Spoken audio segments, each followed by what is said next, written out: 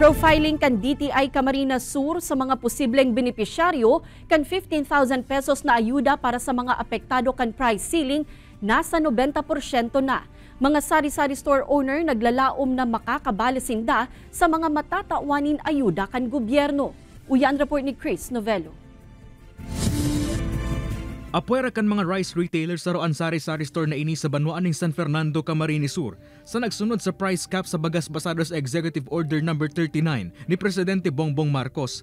Palugi isubutin ng ipinabakal sa mas mababang presyo ang regular milled rice sa 41 pesos per kilo, as in 45 pesos per kilo naman sa well-milled rice. Kaya hurot kaini na makabali man sila sa makaresibe ng 15,000 pesos na ayuda gikan sa gobyerno.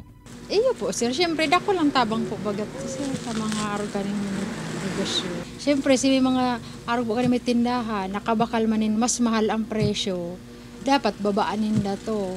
Siyempre logika. Susog sa DTI, kabali ang mga sari-sari stores na nagpapadagos na profiling kan ahensya para sa 15,000 pesos cash assistance hali sa gobyerno.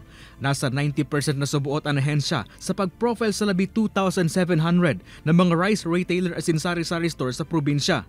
For as long as na nagtitinda siya ng well-milled rice saka itong regular milled rice, pwede po siyang mag-receive katong ayuda coming from DSWD.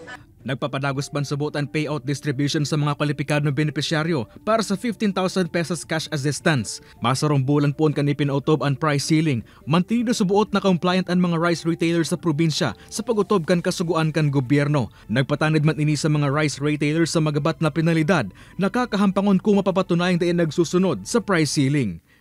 Kay banan si Carlo Abunita, Chris Novello, Balitang Bicolandia.